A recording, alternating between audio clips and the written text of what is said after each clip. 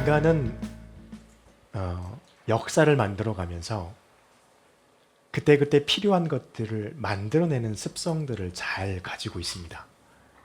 그것들이 모여지고 발전되어져서 지금 현대에 와서는 우리는 그것을 문명의 이기라고 말하기도 하죠. 그래서 굉장히 편해졌습니다. 저와 여러분은 요즘에는 웬만하면 고집이라고 하는 게 생기면은 누구든지 뭘 갖게 되냐면요, 핸드폰을 꼭 갖게 됩니다.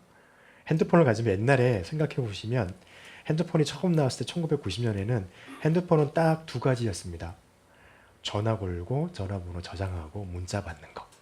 그거밖에 아니었거든요. 근데 요즘에 핸드폰을 핸드폰이라고 안 하고 스마트폰이라고 하죠. 왜냐하면 이거 하나만 가지고 있으면 인터넷 접속할 수 있죠. 은행 일도 할 수 있죠. 그다음에 뭐 관공서에서 할 수 있는 일 뭐 제한되긴 하지만 거의 대부분 다 할 수 있죠. 아무튼 요거 하나만 있으면 영상 통화도 할 수 있죠. 뭐 미국에 있는 친구들이 아이들이 막 전화가 옵니다. 지금 거기 얘가 미국에 있는지 우리나라에 있는지 도대체 알 수가 없는 그런 때가 됐습니다. 이런 것들이 문명의 얘기죠. 쓸 때가 참 많이 있습니다. 그래서 사람들은 뭔가를 만들어내는 걸 굉장히 좋아합니다. 그러나 우리 믿음에서도요, 우리가 무엇인가 우리 삶에서 어디에 무엇인가를 필요해서 하나님 앞에 간구할 때가 있습니다. 우리 그걸 기도한다고 말하잖아요. 그럴 때 어떤 사람들은 기도에 응답을 받는 사람이 있어요.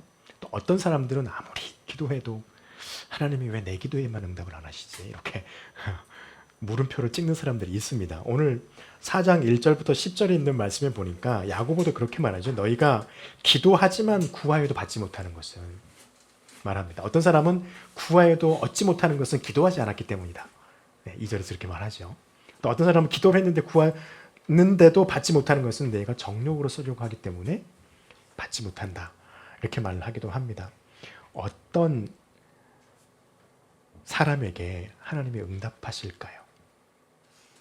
우리도 굉장히 궁금해 하잖아요. 오늘 말씀을 통해서 같이 보고자 합니다. 먼저 우리가 하나님께 구할 때 우리가 기도하고 있는 기도의 내용이 무엇인지 기도하는 사람은 알아야 됩니다. 예수님께서도 그러셨잖아요. 그걸 알아야 중언부언하지 않는 것이 되는 것이니까. 여러분, 왜 알아야 되냐면요, 우리가 하나님께 기도하고 있는 그 시간 굉장히 좋잖아요. 저도 요즘에 새벽에 나와서 이렇게 새벽에 기도를 하고 있으면 너무 좋아요. 그래서 그 시간에 기도하면서 하나님 앞에 정말 집중적으로 기도를 합니다. 그런데 이때 어떤 일이 벌어지냐면요, 누구든지 뭐 영성이 좋은 사람이든 소위 영성 좋다고 하는 사람이든 그렇지 않다고 하는 사람이든요, 기도할 때 그 사람의 마음 속에, 기도 속에선 엄청난 전투가 벌어진다는 겁니다. 우리가 지난주에 말씀을 보았듯이 우리 마음에 지혜가 두 개가 있다고 그랬잖아요. 하나는 사탄이 우리로 하여금 알게 한 지혜로 우리를 자꾸 막 휘둘리게 하는, 또 하나는요, 하나님의 말씀 때문에 우리가 알게 한 하나님께서 주신 그 지혜가 충돌합니다. 싸웁니다. 우리 기도에서도 그렇다는 거예요. 하나는 어떤 건가요? 4장 1절에서 말하고 있는 것처럼 정욕으로 구하는 거예요. 내 욕심 때문에 나의 편리를 위해서, 나의 이익을 위해서 하나님께 기도합니다. 하나는요, 하나님께서 원래 우리에게 주셨던 마음, 하나님을 향한 마음, 하나님을 바라고 사랑하는 그 기도가 우리의 기도 속에서 충돌해요. 그래서 가끔씩은 우리 기도가 굉장히 혼란스러울 때도 있습니다. 그런데 한 가지 확실한 것은요, 이 기도가 갈등하면서 우리 기도 속에서도 여전히 우리 기도를 굉장히 혼탁하게, 때로는 내가 지금 왜 기도하지? 뭘 위해서 기도하지? 하면서 굉장히 나 왜 이러지? 라고 할 때가 있다는 거예요. 왜요? 전쟁터니까 거기가 가장 치열해요. 저와 여러분이 치열한 전쟁터가 있는데요, 찬양할 때, 하나님께 예배드리러 올 때, 그때 가기 싫은 마음이 막 생기잖아요. 기도할 때 굉장히 치열한 영적 전투가 벌어집니다.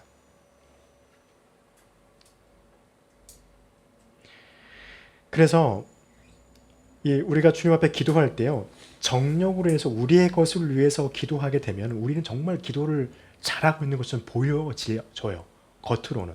그런데 정말로는 그 사람은 기도하고 있지 않은 것입니다.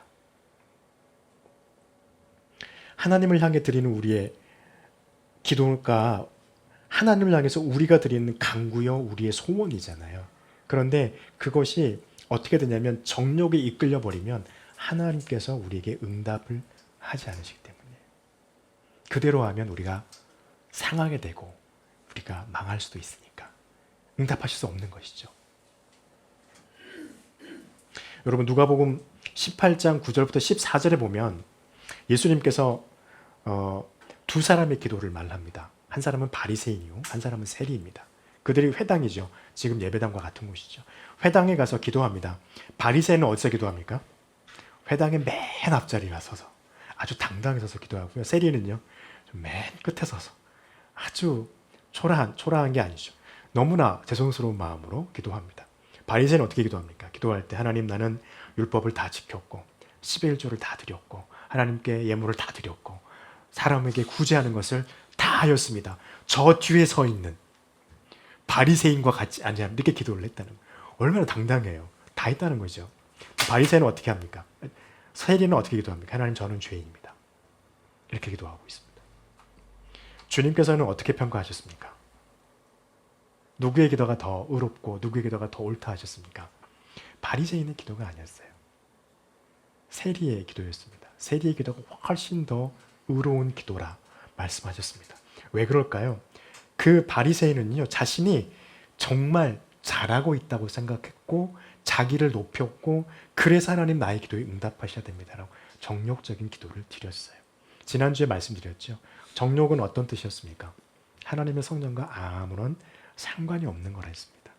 하나님의 일과 상관이 없는 기도가 그 입술로부터 드려졌던 것이죠. 그런데 바리새인은요, 자기를 바라보고 기도를 했어요. 우리 기도가 정욕의 기도를 드리지 않기 위해서 우리는요, 하나님의 말씀을 잘 들어야 됩니다. 왜 그렇습니까? 하나님의 말씀은 저와 여러분의 모습이 어떠한 모습인지를 우리의 눈을 열어서 보여주신다고 하셨기 때문입니다. 우리가 말씀을 계속 야고보서를 보면서 보아왔어요. 야고보서 1장 22절부터 24절에 있는 말씀이시죠. 거기서 말합니다. 말씀 앞에 섰을 때 내가 어떤 모양인지를 말씀이 깨닫게 한다는 거예요. 읽어보면 이렇습니다. 너희는 말씀을 행하는 자가 되고 듣기만 하여 자신을 속이는 자가 되지 말라. 누구든지 말씀을 듣고 행하지 아니하면 그는 거울로 자기의 생긴 얼굴을 보는 사람과 같아서 제 자신을 보고 가서 그 모습이 어떠했는지를 잊어버리거니와, 잊어버린다는 것은 말씀을 행하지 않는다는 것이죠. 말씀이 뭘 한다는 겁니까? 저와 여러분이 말씀을요 계속해서 읽고 묵상하고 예배 시간에 그 말씀을 선포되는 말씀을 듣고 있을 때 그 말씀이 저와 여러분의 모습이 어떠한지를 보인다는 거예요. 초라하죠. 우린 잘합니다. 늘 그것 때문에 하나님 앞에 열심히 부르짖지만 주님의 말씀을 듣고 오늘 또 이번 주도 가서 그렇게 살아보겠다 하고 갔는데 살아보시나요? 승리하시나요? 승리할 때도 있습니다, 분명. 그러나 굉장히 많은 부분에 있어서 우리는 실패를 하고 말아요. 그 상황을 우리가 알아요. 하나님 앞에 나와서 바리새인처럼 우리가 기도할 수 있을까요? 못해요. 하나님의 말씀 앞에 정확하게 서 있는 사람은요, 세리처럼 기도할 수밖에 없습니다. 왜냐하면 안 되는 거 아니까요. 하나님의 말씀을 행하려고 할 때 우리 스스로가 무능하다는 걸 너무 잘 알아요. 해보려고 하니까 안 된다는 걸 아니까. 그래서 주님 앞에 우리는 어떻게 합니까? 무릎 꿇고 어떨 때는 울어요. 내가 왜 이것밖에 안 되냐고 하면서 막 울어요. 그럼에도 불구하고요, 우리는 하나님의 말씀에 귀를 기울여야 합니다. 그리고 말씀대로 우리가 믿음으로 고백한 대로 살려고 노력해야 돼요. 그러면 그렇게 하면은요, 잠언은 이렇게 말해요. 28장 9절에서 사람이 귀를 돌이켜서 율법을 듣지 아니하면 그의 기도는 가증하니라. 무슨 말인가요? 율법을 듣는 사람, 하나님의 말씀을 듣고 있는 사람, 묵상하고 또 말씀을 늘 가까이 하는 사람은요, 그의 기도가 하나님의 말씀에 가깝다는 겁니다. 그러면 그의 기도는요, 가증한 기도가 아니에요. 완벽하지 않지만 하나님께서 들으실 수 있는 기도가 되는 겁니다. 그래서 우리는 더 이상 희망이 없다. 아무리 하나님의 말씀을 마음에 새기고 내가 할 수가 없네. 자포자기 하는 건 사탄이 원하는 거예요. 하나님이 원하는 건요. 그럼에도 불구하고 다시 일어서는 겁니다. 그리고 다시 하나님의 말씀 앞에 나를 세우는 거예요. 네. 그러면 하나님께서 성령을 저와 여러분에게 부으십니다. 그리고 능력을 허락하십니다. 우리가 잘 아는 말씀이죠. 사도행전 1장 8절의 말씀. 오직 성령이 너희에게 임하시면 너희가 권능을 받고 예루살렘과 온 유대와 사마리아와 땅끝까지 이르는 내 증인이 되리라 하시니라. 할렐루야. 능력이 임해야 합니다. 누굴 통해서요? 예수 그리스도를 통해서 성령이 우리에게 오시면 하나님이 행할 수 있는 능력을 저와 여러분에게 허락하시기 때문입니다. 그래서 굉장히 치열한 영적 전투의 장인 기도이지만 우리는 이길 수 있습니다. 하나님의 말씀을 가까이 하면 하나님의 성령을 우리에게 부어주시니까 그로 인해서 이길 수 있고요. 그리고 하나님께서 우리로 하여금 반드시 이기게 하실 것입니다. 그래서 사도 바울이 이렇게 말해요. 로마서 8장 37절에서 그러나 이 모든 일에 우리를 사랑하시는 이로 말미암아 우리가 넉넉히 이기느니라. 따라해 보실까요? 우리를 사랑하시는 이로 말미암아 우리가 넉넉히 이기느니라. 할렐루야. 우리는 못 이깁니다. 그러나 주님께서 우리를 사랑하시기 때문에 우리로 넉넉히 이기게 하실 것입니다. 그래서 우리는 무엇을 구해야 되나요? 하나님의 지혜를 구해야만 해요. 지난주에 말씀 보았듯이 하나님의 지혜를 구하고 하나님의 지혜를 알아야 우리가 기도하는 내용이 하나님께서 주신 것으로 채워집니다. 그렇게 되면 저와 여러분의 삶 가운데 무엇이 있나요? 우리가 앞에서 보았던 3장 17절 18절처럼 성결이 있고 화평이 있고 관용이 있고 양순과 긍휼과 선한 열매가 저와 여러분의 기도 속에 우리의 삶 가운데 열매에 맺히게 된다는 겁니다. 그리고 화평의 열매가 열리게 될 거예요.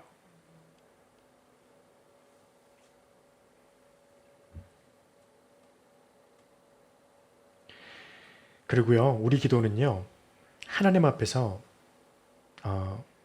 우리의 삶이 하나님 앞에서 이중적인 삶이 되지 않아야 됩니다. 오늘 4절 말씀 보면 이렇게 돼 있죠. 간음하는 여인들아 세상과 벗된 것이 하나님과 원수됨을 알지 못하느냐. 그런즉 누구든지 세상과 벗이 되고자 하는 자는 스스로 하나님과 원수되는 것이니라. 여러분, 간음하는 여인이란 말을 합니다. 이 말은 무엇을 말하고 있을까요? 실제로 간음한 여인을 말하는 게 아닙니다. 간음한 남자를 말하는 게 아닙니다. 저와 여러분의 마음이 간음하고 있다는 겁니다. 어떤 건가요? 하나님 아닌 다른 것에 내 마음을 뺏겨버렸다는 거예요.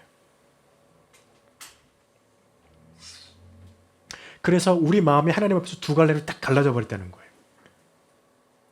거예요. 어느 쪽이 크고 작냐가 문제가 아닙니다. 내 마음이 하나님 앞에서 나눠졌다는 게 중요한 거예요. 나눠져 있으면 그 사람을 향해서 야고보는 그렇게 말해요. 간음한 여인이라고 말합니다. 그러면서 하는 말이 뭡니까? 세상과 벗된 것이라고 말하고 있죠. 여러분, 여기서 우리가 알아야 할 게 있습니다. 세상 속에서 우리는 일하면서 살아가잖아요.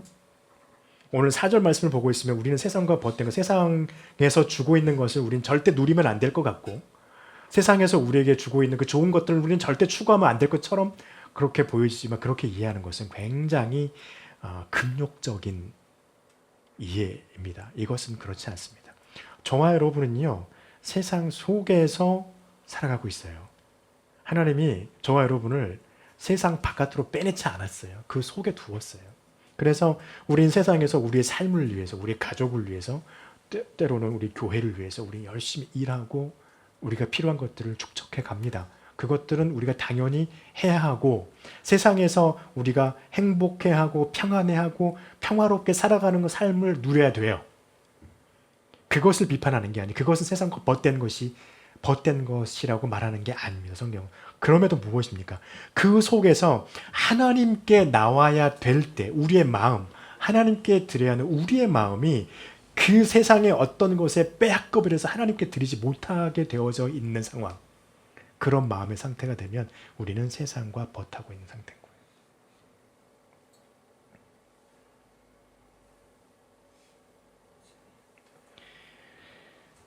근데 하나님은요, 이걸 굉장히 싫어하십니다. 하나님은 어떤 분이십니까? 하나님은요, 저와 여러분을 너무도 사랑하시는 분이십니다. 오늘 보면 5절 말씀을 보니까 너희는 하나님이 우리 속에 거하게 하신 성령이 시기하기까지 사모한다 하신 말씀을 헛된 줄로 생각하느냐. 뭐라고 말씀하십니까? 우리 안에 거하게 하신 성령이 시기하시기까지 질투하신다는 거예요. 성령이.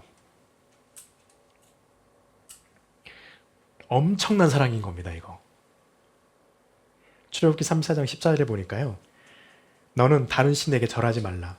여호와는 질투라 이름하는 질투의 하나님이라 말씀합니다. 하나님의 이름이 뭐라고요? 질투하신 하나님이라는 거예요. 그런데 어떻게 질투하시냐고요? 하나님을 향한 그 마음, 그것을 우리가 세상에 다른 어떤 것, 하나님이 아닌 어떤 것에 빼앗겼을 때, 세상의 것이 아닐 수도 있어요. 돈이 될 수도 있고, 세상의 것이 될 수도 있고요. 세상의 친구가 될 수 있고요. 어떤 것은 음식이 될 수도 있고, 어떤 사람에게는 자녀가 될 수도 있고요. 어떤 사람에게는 하나님 아닌 다른 것이 될 수도 있고요. 여러 가지 많은 것들이 하나님 앞에 마음을 빼앗아갈 수 있는 게 되겠죠. 그렇게 빼앗길 때 하나님은 어떻게 하시냐고요? 질투하신다는 겁니다. 얼마나 대단한 사랑입니까? 하나님께서. 요만큼만 뺏겨도 하나님은 좀 씩씩거리신다는 거예요. 저와 여러분을 향해서.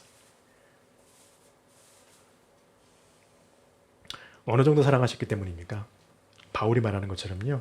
우리가 아직 죄인 되었을 때에 그리스도께서 우리를 위하여 죽으심으로 하나님이 우리에 대한 자기의 사랑을 확증하셨다. 로마서 5장 8절 말씀이시죠.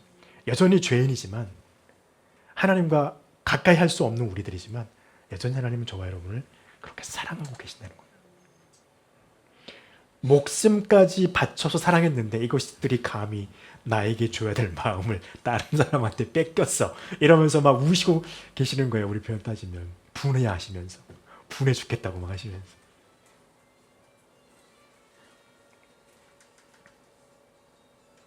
여러분, 그래서요. 우리는 우리의 삶에 하나님 앞에서 우리의 삶을 이중적인 부분, 하나님의 것을 빼앗아가는 것을 우리는 하나님 앞에서 하나님께로 드리기 위해서 열심히 노력해야 됩니다. 하나님의 은혜를 입는 사람들은 또 어떤 사람들일까요? 6절에 보니까 그러나 더욱 큰 은혜를 주시나니 그러므로 일렀을 때 하나님이 교만한 자들을 물리치시고 겸손한 자에게 은혜를 주신다 라고 말씀하십니다. 하나님은 어떤 사람에게 은혜를 주십니까? 겸손한 사람입니다. 그리고 교만한 자는 물리치신다 합니다. 이 말씀은요, 잠언 3장 34절의 말씀을 인용한 말씀이에요. 그렇지만 이 말씀은 진리라고 하는 것을 우리는 반드시 기억해야 됩니다. 우리는 하나님 앞에서 절대로 교만하면 안 됩니다. 교만은 왜 우리가 하면 안 됩니까? 교만은요, 우리로 하여금 하나님의 말씀에 복종하지 못하도록 만드는 특징을 갖고 있기 때문이에요. 그래서 잠언 16장 18절에 이렇게 말하죠. 우리가 잘 아는 말씀이에요. 교만은 패망의 선봉이요 거만한 마음은 넘어짐의 앞잡이다. 교만과 거만이 하나님 앞에 서 있을 때 우리에게 들어오면 하나님 앞에서 우리를 넘어지게 만듭니다. 그리고 하나님의 말씀 앞에 하나님의 말씀에 순종하지 못하게 만들기 때문이에요. 그래서 하나님 그것을 너무나 싫어합니다. 교만이 우리 마음 가운데 들어오면은요, 어떤 생각이 드냐면 내가 하나님을 위해서 뭔가 할 수 있을 것 같은 생각을 해요. 좋은 생각 같이 들리잖아요. 내가 하나님을 위해서 뭔가 할 수 있지 않을까? 그러면서 막 본인이 합니다. 그래서 뭔가 이룰 수도 있겠죠. 거기까지는 괜찮아요. 근데 그 다음 뭐가 됩니까? 하나님이 하지 않아도 내가 내 구원을 스스로 이룰 수 있지 않을까? 그런 착오에 빠지게 됩니다. 그것이 가톨릭의 패착이에요.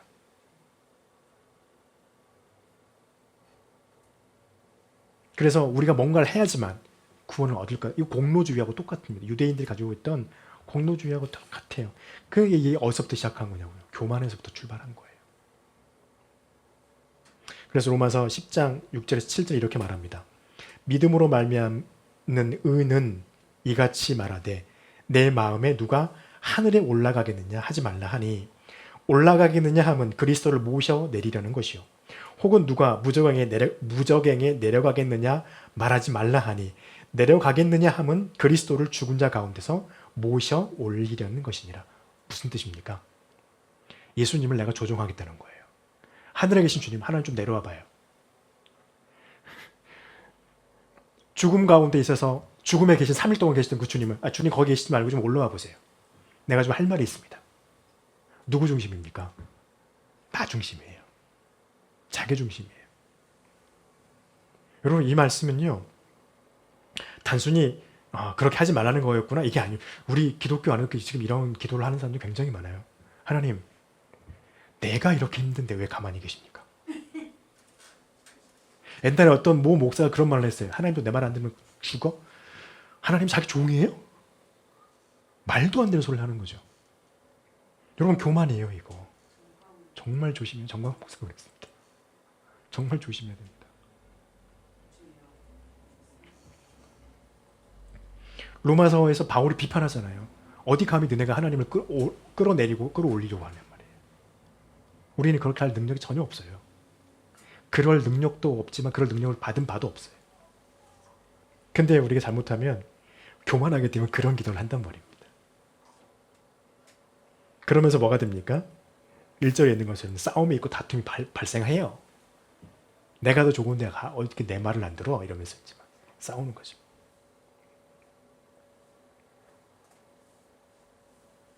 그래서 우리는 기억해야 될 것은요. 우리가 아무리 하나님 앞에서 은혜를 받고 하나님께서 우리에게 응답을 많이 하신다 할지라도 우리는 하나님께서 하시는 일에 아무런 영향도 아무런 결정 상황에 미칠 수 있는 것도 없음을 우리는 반드시 기억해야 돼요.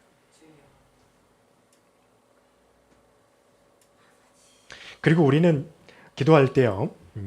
은혜를 받으면 이 사탄을 어떻게 한번 이겨야 될까 막 고민하잖아요. 네, 사탄을 이길 수 있는 방법이 있습니다. 하나님의 말씀에 순종하면 돼요. 그러면 사탄이 이길 수 있습니다. 7절 말씀에 이렇게 하죠. 그런즉 너희는 하나님께 복종할지어다. 마귀를 대적하라. 그리하면 어떻게 한다고요? 너희를 피하리라. 누가 피해요? 우리가 피하나요? 마귀가 피하나요? 저와 여러분이 피하는 게 아니에요. 마귀가 피해요. 우리는 우리가 피해가려고 그러잖아요. 생각에. 우린 가만히 있으면 돼요. 마귀가 피해고 왜요? 우리 뒤에 누가 계시니까요. 엄청난 백이 있잖아요. 하나님. 감히 그들이 우리를 피해가야지 우리가 피해가요? 그렇습니다. 하나님의 말씀에 순종하면 사탄은 우리가 이길 수 있어요.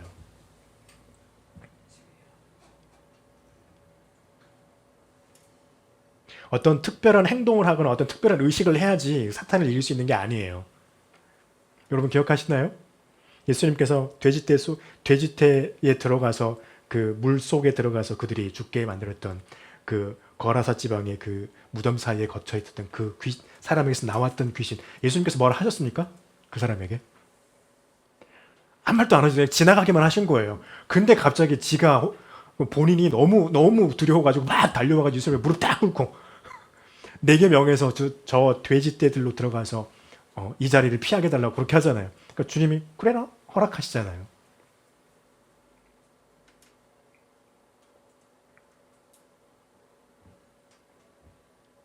주님께서 우리에게 말씀하십니다. 요한복음 16장 33절에서 이것을 너희에게 이르는 것은 너희로 내 안에 있는 평안을 누리게 하려 함이니라. 세상에서는 너희가 환난을 당하나 담대하라. 내가 세상을 이기었노라. 한 번 더 따라 하시겠습니까? 담대하라. 내가 세상을 이기었노라. 그럼 저와 여러분 뭐 하면 됩니까? 주님께서 세상은 사탄이에요. 저 교회 바깥 세상이 아니라 사탄이에요. 그 사탄을 이기셨는데 우리는 뭐 하면 됩니까? 하나님께서 주신 그 승리를 우리가 받아서 누리면 돼요. 어떻게 하면서요? 하나님의 말씀에 순종하면서. 이것이 하나님을 가까이 하는 길입니다. 유일한 방법이에요. 하나님 말씀을 기억하고 듣고 또 우리의 삶 속에서 그 말씀을 실천하려고 노력하는 것. 실패해도 괜찮아요. 실천하려고 노력하고 끊임없이 언제까지요? 네, 하나님께서 우리의 생명을 거둬가실 그날까지 끊임없이 그 삶을 살아가려고 노력하는 것. 이것이 하나님의 말씀에 순종하는 거예요. 100% 이루는 것이 아니고요. 하나님도 아세요. 저와 여러분이 아무리 잘해도 죽었다 깨어나도 100%안 된다는 거 아세요. 진짜 죽었다 깨어나야지 하나님 앞에 가야지 그때 100% 되겠죠. 그 말은 맞네. 그리고 우리에게 필요한 게 무엇인가요? 회개하는 기도입니다. 9절 말씀에 그렇게 하잖아요. 슬퍼하고 애통하며 울지어다. 너희의 웃음을 애통으로 너희의 즐거움을 근심으로 바꿀지어다. 주 앞에서 낮추라. 그리하면 주께서 너희를 높이시리라. 이 말씀은요. 우리의 기쁨을 애써서 기쁜 것을 다 포기하고 우울한 게 아닙니다. 하나님 앞에 왔을 때 우리의 잘못된 것들이 보여지잖아요. 그때 애통하며 울으라는 겁니다. 우리를 위해서, 나를 스스로를 위해서. 그리고 주님 앞에 간구하라는 것입니다. 여러분 기억하시죠? 누가복음 5장에 보면 예수님께서 베드로의 배에 올라서 사람들에게 하나님의 말씀을 강연하십니다. 가르치셨죠. 그리고 난 다음에 한참을 지난 다음에 베드로에게 말씀하시죠. 깊은 데로 가서 그물을 내려서 고기를 잡으라. 베드로가 뭐라고 말을 하고 가서 우리가 밤새도록 했지만 헛고생했는데 말씀에 의지하여서 가서 내리겠습니다. 라고 했을 때 어떤 결과가 벌어졌습니까? 그물이 찢어질 정도로 엄청나게 많은 많은 고기가 잡혀서 한 배로 되지 않아서 동업자인 요한의 배까지 불러와서 2대로 그 고기를 끌고 왔을 때 베드로가 했던 고백이요. 시몬 베드로가 이를 보고 예수의 무릎 아래에 엎드려 이르되 주여 나를 떠나소서 나는 죄인으로소이다. 자신의 위치가 어떤 것이 알았던 거예요. 그래서 우리에게는 회개가 끊이지 않아야 됩니다. 끊이지 않는 기도해야 돼요. 어떤 사람이 은혜를 받습니까? 겸손하고 사탄을 하나님의 말씀에 순종해서 이기는 사람들. 그리고 늘 그럼에도 불구하고 하나님 앞에 회개하며 나아가는 사람들. 이런 사람들 주님 앞에 은혜를 받는다는 것입니다. 여러분 기도하면서 그 기도를 통하여서 하나님께서 우리에게 응답하신 그것 어디에 쓰시려고 기도하십니까? 하나님의 지혜를 드러내고 하나님의 영광을 드러내는 데 쓰시려고 저 여러분이 기도할 때 주님의 응답이 있기를 소망하고 축복합니다. 기도하겠습니다.